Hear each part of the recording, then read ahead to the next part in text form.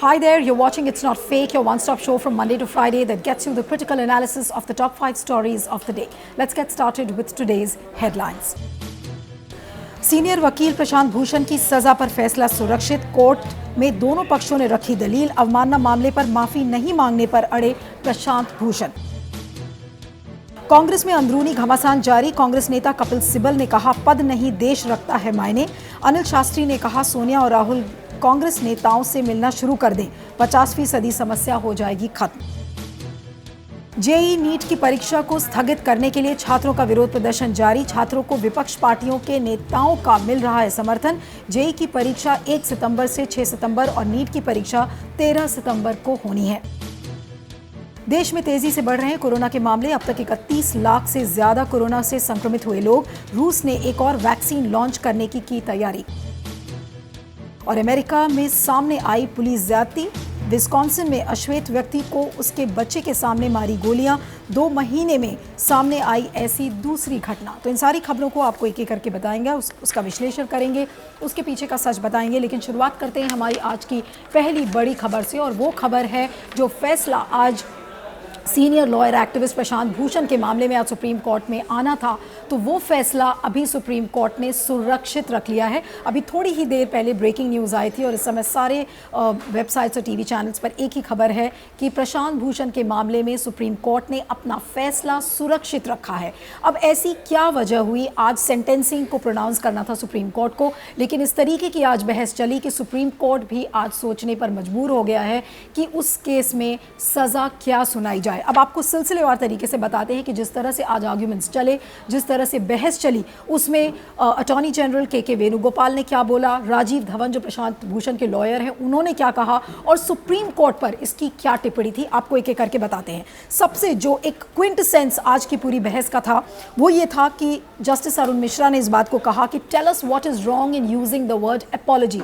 बार बार आज आधे घंटे का एक ब्रेक भी लिया था सुप्रीम कोर्ट ने, और आधे घंटे का टाइम दिया प्रशांत भूषण को कि आप आधा घंटा जो लंच ब्रेक है उसमें आपको टाइम देते हैं कि आप रिकंसिडर करिए, रिग्रेट करिए या माफ़ी मांगिए। इस बात को सुप्रीम कोर्ट ने आज फिर से कहा और उसी के इर्द गिर्द सारी आज बहस हुई है। और अंत में जस्टिस मिश्रा ने ये कहा कि what's wrong with using the word apology, और अपॉलजी यानी कि माफ़ीनामे के लिए उन्होंने इस बात को कहा कि डज दैट रिफ्लेक्ट गिल्ट, यानी कि क्या वो आपको गलत बताता है अगर आप अपॉलोजाइज़ कर लेते हैं, आप अपनी गलती की माफ़ी मांग लेते हैं, तो इसका मतलब ये नहीं कि आप दोषी हैं। और उन्होंने साथ में ये भी कहा कि जो अपॉलजी है इट्स अ मैजिकल वर्ड, यानी कि बिल्कुल एक जादुई शब्द है जिसका इस्तेमाल करने से सारी प्रॉब्लम्स खत्म हो जाती हैं, ऐसा जस्टिस अरुण मिश्रा ने कहा। लेकिन आपको बताते हैं कि किस तरीके की दलीलें आज राजीव धवन ने रखी। राजीव धवन का जो पहला पॉइंट था, उन्होंने ये कहा सुप्रीम कोर्ट से कि the don't make Bhushan a martyr because there will be two sides. One side will think that what he has done is right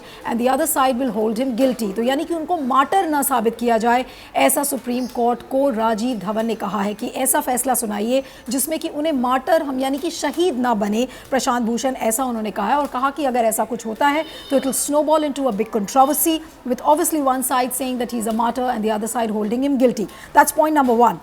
Point number 2 जो राजीव धवन ने कहा कि किसी को हम ज़बरदस्ती अपॉलोजाइज नहीं करवा सकते, क्योंकि बार बार प्रशांत भूषण ने ये कहा है कि अगर मैं अपॉलोजाइज करता हूँ तो वो इनसिंसियर अपॉलोजी होगी, एक ऐसा माफ़ीनामा जिसमें मैं बिलीव नहीं करता हूँ।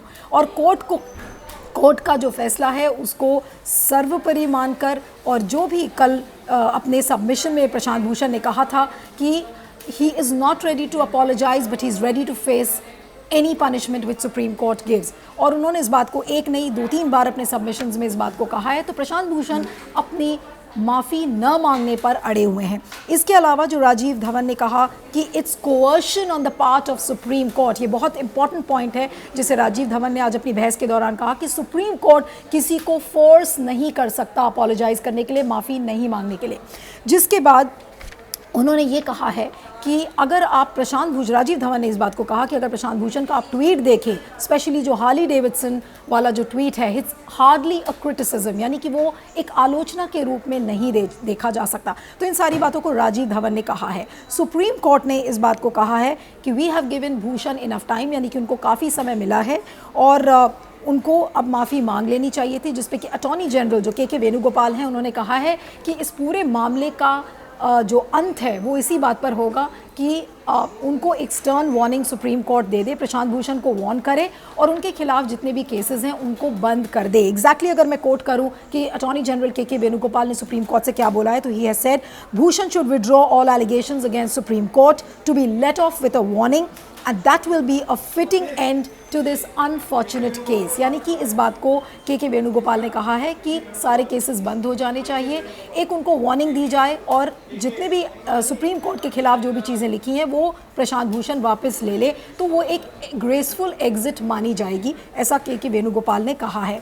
लेकिन अब जो लार्जर क्वेश्चंस हैं बेंच के सामने, जो कि फ्रीडम ऑफ एक्सप्रेशन, क्या आप किसी जज को करप्ट कह सकते हैं या नहीं कह सकते, अगर आप कंटेम्प्ट प्रोसीडिंग्स करते हैं तो कंटेम्प्ट प्रोसीडिंग्स का प्रोसीजर क्या होना चाहिए, क्या आप मीडिया से बात कर सकते हैं, तो इन सारी सवालों को अब एक लार्जर बेंच के सामने रखा गया है, क्योंकि justice Arun Mishra is going to demit the office और अब ये पूरे मामले की सुनवाई 10 सितंबर को होगी। लेकिन प्रशांत भूषण का जो अवमानना का केस है उसमें आज सुप्रीम कोर्ट ने अपना फैसला सुरक्षित रखा है। अगर आप सोशल मीडिया समय उठाकर देख लें तो सोशल मीडिया पे एक इस तरीके का परसेप्शन बन रहा है कि जो प्रशांत भूषण ने अपनी जो अवमानना के केस में वो अड़े हुए हैं वो बहुत ठीक है, उन्होंने फ्रीडम ऑफ एक्सप्रेशन के कॉज को हाईलाइट किया है और उस पर उन्हें अड़े रहना चाहिए। दूसरी तरफ कुछ लोग ये कह रहे हैं कि कोर्ट अब मजबूर हो गया है और कोर्ट भी अपनी एक ग्रेसफुल एग्जिट मांग रहा है, तो इस तरीके के perceptions are doing the rounds. लेकिन फिलहाल प्रशांत भूषण के मामले में जो भी फैसला सुप्रीम कोर्ट सुनाता है और जब भी सुनाता है is going to send out a message to the society, क्योंकि जब इनका पिटिशन को डिसमिस किया गया था 14 तारीख को, तो उस दिन भी लॉयर कलेक्टिव्स ने उसके बाद ये कहा कि क्रिटिसिज्म के मामले में supreme court has sent out a chilling message. उसके बाद काफ़ी सारे जजेस ने, लॉयर्स ने प्रशांत भूषण के मामले में सुप्रीम कोर्ट को लिखकर चिट्ठियां लिखी हैं और उनके सपोर्ट में लोग खड़े हुए थे। तो अब देखना ये होगा कि सुप्रीम कोर्ट प्रशांत भूषण के मामले में क्या फैसला सुनाता है, चाहे वो फ्रीडम ऑफ एक्सप्रेशन का से जुड़ा हुआ हो, चाहे कंटेम्प्ट केस को लेकर हो, लेकिन जो भी फैसला आएगा वो अपने आप में एक बड़ा मैसेज होगा किसी के लिए भी जो आज सोशल मीडिया को इस्तेमाल करता है, चाहे वो फ्रीडम ऑफ प्रेस का मामला हो, चाहे एक्टिविस्ट का मामला हो, इन सारे सेक्टर्स को शायद ये फैसला केटर करेगा और एक बड़ी मैसेज जाएगी। इस पर आपका क्या सोचना है, फीडबैक दीजिएगा, मैं आगे चलती हूँ। हमारी दूसरी खबर, आपको ध्यान होगा कि कल कांग्रेस वर्किंग कमेटी की 7 घंटे की एक मैराथन मीटिंग चली थी, जिसमें कि ये बताया जा रहा था कि जिस तरीके से 23 कांग्रेस लीडर्स ने चिट्ठी लिखी है, सोनिया गांधी को बोला है कि आपको ऑर्गेनाइजेशनल रिफॉर्म्स लाने चाहिए, एक विजिबल लीडरशिप होना चाहिए। उसके बाद जब तक मीटिंग खत्म हुई, 7 घंटे की मीटिंग के अंत के बाद ये कहा गया कि Sonia Gandhi will continue as the interim president जब तक अगला AICC का सेशन नहीं बुलाया जाता। और इन सारी बातों को, जो ऑर्गेनाइजेशनल रिफॉर्म्स की जो बार बार बातें आ रही हैं कि किस तरीके से पार्टी को रिफॉर्म किया जाए ताकि बीजेपी को काउंटर कर सके, और उसमें वो सारे कंसर्न्स हैं जो 23 कांग्रेस लीडर्स ने लिखे थे, जिसमें शशि थरूर, आनंद शर्मा, कपिल सिब्बल जैसे बहुत सारे लीडर्स हैं, मुकुल वासनिक और बहुत सारे रीजनल लीडर्स भी हैं जिन्होंने ये चिट्ठियाँ लिखी थी। उसके बाद एक कमेटी को फॉर्म करने की बात कही गई है कि ये कमेटी सारे कंसर्न्स को एड्रेस करेगी। उसके बाद शाम को आपने देखा कि गुलाम नबी आज़ाद के घर पर कपिल सिब्बल, आनंद शर्मा, इन लोगों की मीटिंग हुई। ये जानना चाह रहे थे कि CWC में जो भी डेलिब्रेट हुआ है, जिस पर भी लेकर जो डिस्कशंस हुए हैं, उसमें क्या हुआ है और क्या सब लोग उसमें सेटिस्फाइड हैं या नहीं। लेकिन अगर हम ये मान के चले कि CWC होने के बाद कांग्रेस की सारी प्रॉब्लम्स खत्म हो गई हैं, तो ऐसा नहीं है, क्योंकि कपिल सिब्बल, जो he was one of the leaders who wrote a letter to the Congress President Sonia Gandhi and he is seen as one of the dissenting leaders, उन्होंने आज एक और ट्वीट किया है और उस ट्वीट में एक बहुत ही क्रिप्टिक ट्वीट है, यानी कि बहुत क्लियर उसका मैसेज नहीं है, लेकिन हाँ समझने वाले के लिए इशारा काफ़ी है। और उन्होंने अपने इस ट्वीट में लिखा है, it's not about a post but about the country that matters, यानी कि पद का सवाल नहीं है, यहाँ पर देश का सवाल है। यानी कि बहुत क्रिप्टिकली, बहुत डिस्क्रीट तरीके से कपिल सिब्बल ये कहना चाह रहे हैं कि जल्द ही अगर ऑर्गेनाइजेशनल रिफॉर्म्स के बारे में हमने बात नहीं की तो देश किधर को जाएगा उसके बारे में किसी को कोई अंदाज़ा नहीं लग सकता। और उनका इशारा था कि जिस तरह से कम्युनल डिविसिव फोर्सेस बीजेपी के रजीम में पनप रही हैं और पल रही हैं और कांग्रेस बिल्कुल भी जग नहीं रही है, ऐसा लग रहा है कि बिल्कुल सो रही है, उससे देश की जो एकता है, अखंडता है, जो हम डाइवर्सिटी की बात करते हैं, उसको बहुत बड़ा खतरा है। एक बहुत ही क्रिप्टिक ट्वीट में इस बात को कपिल सिब्बल ने लिखा है। लेकिन जो बड़े सवाल हैं वो अभी भी बने हुए हैं कि राहुल गांधी कांग्रेस प्रेसिडेंट कब बनेंगे। कल लोग ये भी बार बार कह रहे थे कि ये जो लेटर्स लीक हुए थे 23 लोगों के, इस लेटर को लीक कराने में किसी कांग्रेस के अंदरूनी पर्सन का ही हाथ हो सकता है, जो वो पर्सन होगा जो कि राहुल गांधी को बिल्कुल इस समय तुरंत प्रेसिडेंट के रूप में देखना चाह रहा है. He wants to push Rahul Gandhi. That is one point. Now the other larger questions which are revolving around this story are that definitely Congress एक क्राइसिस में है. एक बड़ी क्राइसिस से कांग्रेस गुजर रही है, जिसमें ऐसा लगता है कि वहाँ पे दो फाड़ हैं, यंग लीडर्स और ओल्ड लीडर्स के बीच में. और ऑब्वियसली जो ओल्डर जनरेशन के जो लोग हैं वो राहुल गांधी के जो तौर तरीके हैं वो ये चाहते हैं कि अगर वो कांग्रेस में उन्होंने अपनी इतने सालों तक लॉयल्टी दिखाई है तो कहीं ना कहीं उनकी जगह भी बनी रहे, और उनके और यंगर जनरेशन के बीच में एक समन्वय कैसे बनेगा, इसको लेकर एक बड़ा क्राइसिस है. और इसे शायद ही कोई रिजॉल्व कर सकता है except for Sonia Gandhi. That is point number one. दूसरा ये कि कल की मीटिंग में एक बार फेथ फिर से रिटरेट किया गया है कि गांधी फैमिली के अलावा कांग्रेस को एकजुट कोई नहीं रख सकता है. और तीसरी जो बात है, जो कल की कांग्रेस वर्किंग कमेटी की जो डिसेंटिंग लेटर्स को लेकर तो जो खबर आ रही थी, लेकिन एक और टेक अवे जो आता है कि कांग्रेस वर्किंग कमेटी ने इस तरीके की कोई बात नहीं हुई कि ऑर्गेनाइजेशनल रिफॉर्म्स हम कैसे ले आएंगे. प्रेसिडेंट का चयन अगर गांधी फैमिली से कोई नहीं होता है प्रेसिडेंट, तो हम जो दूसरा प्रेसिडेंट बनेगा उसका चयन का प्रोसेस क्या होगा, ग्रास रूट लेवल पर हम लीडर्स को कैसे एनर्जाइज करेंगे, उसको लेकर कोई बातचीत नहीं हुई थी. लेकिन CWC के बाद, और अगर कपिल सिब्बल का आज का आप ट्वीट देखें तो एक जो बड़ा मैसेज जाता है, are you with the Gandhis or you are not with the Gandhis. यानी कि दो कैंप्स नजर आ रहे हैं, या तो आप गांधी फैमिली के साथ हैं और या तो गांधी फैमिली के साथ आप नहीं हैं. लेकिन इसके पहले अगर आप इतिहास के पन्ने खोलकर देख लें तो जब भी किसी ने कांग्रेस के अंदर गांधी फैमिली को अपोज किया है उसका सर्वाइवल बहुत ज़्यादा मुश्किल हो गया है, चाहे वो सीताराम केसरी हो, चाहे शरद पवार हो. ऐसे बहुत सारे एग्जाम्पल्स आपके सामने हैं. So the entire CWC meeting got reduced with one message that are you with the Gandhis or you not with the Gandhis. That is one point. और दूसरा ये कि पार्टी को ओवरहॉल करने की जो बार बार ये 23 लीडर्स बात कर रहे हैं, ऐसे बहुत सारे लीडर्स बात कर रहे हैं, उसको लेकर अभी क्या ब्लूप्रिंट है, कांग्रेस इसको लेकर आगे कैसे चलेगी, इस पर अभी कोई ऑब्जर्वेशन पार्टी का नहीं आया है. अब ये जो कमेटी बनाई गई है ये कितने दिनों में इन सारी प्रॉब्लम्स को एड्रेस करेगी. हमें नहीं भूलना चाहिए कि हमारे पास क्रूशियल इलेक्शंस हैं इस समय. सबसे पहले वेस्ट बंगाल में इलेक्शंस हैं, अभी बिहार में नवंबर में इलेक्शंस हैं, 2022 में यूपी का चुनाव है, 2024 में फिर आम चुनाव है. तो ऐसे में a main opposition party can it afford to look like a sleeping party which is not bothered about its organizational reforms. ये एक बड़ा सवाल सबके सामने है. इस पर आपका क्या फीडबैक है ज़रूर बताइएगा. मैं आगे चलती हूँ. हमारी अगली खबर जॉइंट एंट्रेंस एग्जाम जो इंजीनियरिंग के और मेडिकल के जो नीट के एग्जाम्स होने वाले हैं उसको लेकर है. लगातार विरोध प्रदर्शन चल रहा है. बहुत सारी विपक्षी पार्टीज़ इन कैंडिडेट्स के समर्थन में खड़ी हो गई हैं जिनको ये जॉइंट एंट्रेंस एग्जाम मेडिकल और इंजीनियरिंग के देने हैं. वो लगातार इस बात को कह रहे हैं कि कोरोना महामारी के चलते ये एग्ज़ाम्स नहीं होने चाहिए, लेकिन सरकार इस पर अड़ी हुई है. नेशनल टेस्टिंग एजेंसी ने अपनी गाइडलाइंस भी जारी कर दी है कि किस तरीके की गाइडलाइंस होनी चाहिए जब कैंडिडेट्स और इन्विजिलेटर्स जब एग्जामिनेशन हॉल में जाएंगे. अब जो गाइडलाइंस जो जारी हुई हैं, आपको ये बता दें कि जो इंजीनियरिंग का एग्ज़ाम है वो 1 और 6 सितंबर के बीच में होगा, और जो नीट यानी कि जो मेडिकल का एग्ज़ाम है वो 13 सितंबर को होगा. अलग अलग आइसोलेशन रूम्स बनाने की बात कही गई है, सोशल डिस्टेंसिंग नॉर्म्स की बात कही गई है, और बहुत सारी ऐसी गाइडलाइंस इशू हुई हैं.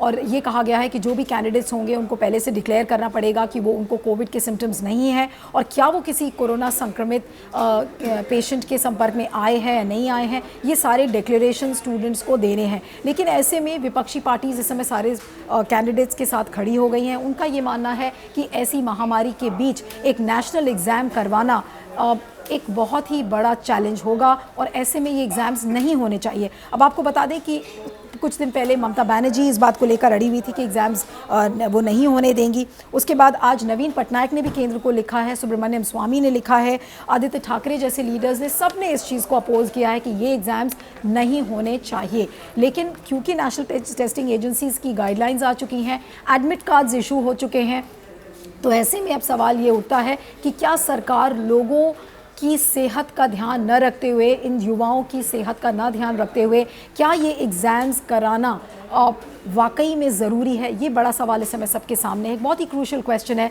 क्योंकि इतने सारे स्टूडेंट्स हैं जिनका भविष्य इन्वॉल्व है. अगर वो मना कर देते हैं तो उनका 1 साल का नुकसान हो सकता है. आज आपको ये भी बता दें कि जो स्वीडिश एनवायरनमेंट एक्टिविस्ट है ग्रेटा थर्नबर्ग, वो भी आज भारत इन सारे स्टूडेंट्स के सपोर्ट में खड़ी हुई हैं. उन्होंने कहा है कि एक पैंडमिक के टाइम में इस तरीके का एक नेशनल एग्ज़ाम नहीं कराना चाहिए, लेकिन सरकार क्या सुनेगी या नहीं सुनेगी, एक बहुत ही पेचीदी सी सिचुएशन इस समय सामने आकर खड़ी हो गई है। एक तरफ बच्चों का भविष्य है और दूसरी तरफ उसकी सेहत, सारे स्टूडेंट्स की सेहत, कि क्या वो कोरोना से संक्रमित हो सकते हैं। तो डेंजर और रिस्क इस समय इन्वॉल्व है, लेकिन ऐसा लगता है कि सरकार के लिए एग्जाम कराना ज़्यादा महत्वपूर्ण लगता है उसके सामने। इस पर आपका क्या फीडबैक है, ज़रूर बताइएगा। मैं आगे चलती हूँ। अगली खबर हमारी कोरोना अपडेट्स को लेकर है। लगातार कोरोना के संक्रमण के जो मामले हैं वो लगातार बढ़ते जा रहे हैं। अब आपको बता दें कि पिछले 24 घंटे में 60,975 केसेस आए हैं और 848 लोगों की मौत हुई है। लेकिन रिकवरी रेट, जो कि एक पॉजिटिव है और जो कि लोग बोल रहे हैं it's a light at the end of the tunnel, कि रिकवरी रेट हमारा एक्टिव केसेस से कहीं ज़्यादा हो गया है और रिकवरी रेट जाकर ऑलमोस्ट 75% के लगभग इस समय बना हुआ है। और टेस्ट्स पर मिलियन भी बढ़ गए हैं, 26,016 करीब टेस्ट पर मिलियन है और जो टोटल नंबर ऑफ टेस्ट हैं उनकी संख्या 3.59 करोड़ है। तो ये तो आंकड़े की बात है, लेकिन आज हरदीप पुरी जो कि उड्डयन मंत्री हैं, उन्होंने इस बात को कहा है कि दिवाली तक ऐसा लगता है कि जो प्री कोविड डेज़ का जो एयर ट्रैफिक है वो सामने आ जाएगा, क्योंकि ज़्यादा फ़्लाइट्स मुंबई और कैलकाटा जैसी जो सिटीज़ हैं वहाँ से ज़्यादा फ़्लाइट्स चलेंगी। तो ये वाकई में एक चिंता का विषय तो है ही, क्योंकि अनलॉक की स्थिति जैसे जैसे इम्प्रूव हो रही है, इकोनॉमी को वापस पटरी पर लाने की कोशिश की जा रही है, वैसे जिस तरह से संक्रमण बढ़ रहा है तो इसको लेकर रणनीति सरकार की क्या है वो क्लियर नहीं है। खबरें ये भी आ रही हैं कि शायद मेट्रो को स्टार्ट कर दिया जाएगा, स्कूल्स और सिनेमा हॉल्स अभी बंद रहेंगे, लेकिन मेट्रो सर्विसेज फिर से चालू हो सकती हैं। तो ऐसे में रिस्क ऑफ इन्फेक्शन ज़्यादा बढ़ जाता है और ऑलरेडी जिस तरीके से कोरोना का संक्रमण बढ़ रहा है तो आगे आने वाले दिनों में स्थिति और भयावह हो सकती है। उधर से एक अनाउंसमेंट आ रहा है कि रशिया ने एक नई वैक्सीन को लॉन्च करने का निर्णय लिया है, जिसका नाम है एपीवैक कोरोना, क्योंकि इसके पहले जो वैक्सीन लॉन्च उन्होंने करी थी उसको लेकर बहुत सारे डेंजर्स बताए जा रहे थे, बहुत सारे रिस्क बताए जा रहे थे। जो स्पुतनिक वी वैक्सीन को लगाने के बाद उसके साइड इफ़ेक्ट्स नज़र आ रहे थे, तो ऐसा बताया जा रहा है कि ये जो नई वैक्सीन आएगी इसमें साइड इफ़ेक्ट्स नहीं हैं। लेकिन वैक्सीन को लेकर अलग अलग देश अलग अलग दावे कर रहे हैं, लेकिन सबसे बड़ा ये सवाल है कि वैक्सीन कब तक आएगा, एक क्रेडिबल सेफ वैक्सीन मार्केट में कब तक आएगा। एक्सपर्ट्स की माने तो जल्द से जल्द भी अगर कोई एक क्रेडिबल वैक्सीन आएगा तो इस साल के अंत के पहले नहीं आ सकता है। तो अभी भी एक लंबी डगर अभी बची हुई है। अभी सिर्फ अगस्त का महीना है और 7वां महीना है और अभी बाकी 4-5 महीने कैसे गुजरेंगे, कितनी और मौतें होंगी, ग्राफ जो इन्फेक्शन का है वो किस हद तक आगे बढ़ेगा, सरकार की क्या रणनीति होगी, और उससे भी बड़ी बात जो लोगों की का जो आजीविका है, जो उनकी लाइवलीहुड है, उसे कैसे बचाया जाए, क्योंकि बहुत सारे लोगों के लिए जॉब लॉसेस बिल्कुल इस समय सामने हैं, लोगों की नौकरियां चली गई। तो इन सारी चीज़ों पर एक समन्वय लाना इस समय बहुत ज़रूरी है, लेकिन फ़िलहाल अभी कोई उम्मीद की किरण दूर दूर तक नज़र नहीं आ रही है। इस पर आपका क्या सोचना है, ज़रूर फीडबैक दीजिएगा। मैं आगे की खबर की ओर चलती हूँ। हमारी अगली खबर अमेरिका में हो रहे ब्लैक प्रोटेस्ट को लेकर है। एक और ब्लैक प्रोटेस्ट का मामला सामने आया है। 29 साल का युवक जिसका नाम जेकब ब्लेक है, उसका एक वीडियो वायरल हुआ है जिसमें कि पुलिस ने उसको पीछे से गोलियां मारी हैं और उसके 3 छोटे छोटे बच्चे उसे वीडियो में देख रहे हैं कि किस तरह से वाइट पुलिस ऑफिसर्स, यानी कि श्वेत जो पुलिस ऑफिसर्स हैं अमेरिका के, उन्होंने उसको मारा है। लेकिन जो अभी खबरें वहाँ से आ रही हैं, जो मिलॉकी हॉस्पिटल है वहाँ से खबरें आ रही कि जेकब ब्लेक की जो सर्जरी है वो सफल रही है और उनकी अभी जान को बहुत ज़्यादा ऐसा लगता है कि खतरा नहीं है। लोग ये भी कह रहे हैं कि ये एक मिरेकल है, एक जादू है, कि एक करिश्मा है कि जिसकी वजह से जेकब ब्लेक इस समय बच गए हैं। लेकिन उसके बाद जो अमेरिका के हालात हैं वो इस समय कर्फ्यू लाइक सिचुएशन है। विस्कॉन्सिन का जो शहर है केनोशा, वहाँ पे ये घटना वहाँ पर हुई थी। वहाँ पे बहुत सारे प्रोटेस्ट हो रहे हैं। इनफैक्ट जो केनोशा के जो गवर्नर हैं टॉनी एवर्स, उन्होंने वहाँ पर 125 मेंबर्स की एक नेशनल गार्ड की टीम वहाँ पर बिठा दी है और उनका जो स्टेटमेंट है वो अपने आप में बहुत इंपॉर्टेंट है। उन्होंने कहा है कि we must see the trauma and the fears of being a black, यानी कि एक ब्लैक होना, एक श्वेत व्यक्ति का अमेरिका में रहना कितना इस समय मुश्किल हो गया है। आपको बता दें कि 2-3 महीने पहले ही एक और वारदात हुई थी, जो मिनेपोलिस का इंसिडेंट था जॉर्ज फ्लॉयड का, वो भी बिल्कुल कुछ ऐसे ही था और जिसमें जॉर्ज फ्लॉयड की हत्या कर दी गई थी और इसमें पुलिस ने उनके गर्दन पर अपने घुटने टेक कर और उसको मारा था जॉर्ज फ्लॉयड को। जॉर्ज फ्लॉयड की मौत हो गई थी, जिसके बाद बार बार इस बात को कहा जा रहा था कि ब्लैक्स के लिए अमेरिका में रहना कितना मुश्किल है। लेकिन आज जो जेकब ब्लेक की जो वारदात, ये जो वायरल हुआ है, इसको लेकर आज बड़े सवाल खड़े हुए हैं, क्योंकि आपको ये बता दें कि जो former US ambassador to UN है निकी हेली, कल उन्होंने अपने कन्वेंशन में इस बात को कहा था कि जो लोग ये कहते हैं कि America is a resist country, that's wrong. तो निकी हेली ने बोला कि अगर आप अमेरिका को रेसिस्ट बताते हैं तो ये गलत चीज़ है। लेकिन आज उनके ये दावे भी गलत साबित हो रहे हैं, क्योंकि लगातार जो पुलिस बर्बरता के जो इंसिडेंट्स हैं, किस तरह से वाइट पुलिस ऑफिसर्स ब्लैक लोगों को, यानी कि जो अश्वेत वहाँ की जो जनसंख्या है उसके साथ बर्बरता का व्यवहार करते हैं, वो ये इस तरीके का नैरेटिव इस समय अमेरिका में बन रहा है। ट्रंप के लिए मुसीबत है, ट्रंप के लिए मुश्किलें इस समय बढ़ती जा रही हैं, क्योंकि जो मिनेपोलिस का इंसिडेंट था जॉर्ज फ्लॉयड का, उसमें भी ऐसा लगता है कि अभी बहुत जस्टिस उसको नहीं मिला है। ब्रीद आउट मूवमेंट इस समय बहुत तेज़ पर था, और आज जिस तरीके के स्लोगन्स जेकब ब्लेक के बाद जो दिखे हैं, उसमें बार बार स्लोगन्स में लोग यही बोल रहे हैं कि no justice no peace Jacob Blake. तो बार बार जेकब ब्लेक की तरफ से अलग अलग शहरों में इस समय प्रोटेस्ट हो रहा है, और वाकई में एक बहुत ही अजीब सी स्थिति ब्लैक प्रोटेस्ट को लेकर इस समय हो रही है। पहले जॉर्ज फ्लॉयड था और अब जेकब ब्लेक। फ़र्क सिर्फ इतना है कि जेकब ब्लेक की सर्जरी के बाद ऐसा लगता है कि वो एक करिश्मा उनके साथ हुआ है कि वो ज़िंदा है। लेकिन जिस तरीके की मुश्किलें ट्रंप को आने वाले दिनों में हो सकती हैं, क्योंकि 3 नवंबर को वहाँ पर चुनाव है, और ऐसे में ये जो पूरा प्रोटेस्ट है ये किस तरीके की शक्ल लेता है। अभी सारे जो अलग अलग पार्टीज़ के रिपब्लिकन और डेमोक्रेटिक कन्वेंशंस अलग अलग समय पे अलग अलग शहरों में हो रहे हैं, तो वहाँ पर इस तरीके का नैरेटिव अब आने वाले दिनों में ज़रूर बनेगा। तो is America a resist country, इस पर आपका क्या सोचना है, क्या फीडबैक ज़रूर दीजिएगा। इट्स नॉट फेक की 5 बड़ी खबरों में इतना ही। You can follow me on Twitter @neelu317. There's an email ID flashing on your screen. You can send us your feedback on that particular ID. Thanks for watching. It's not fake.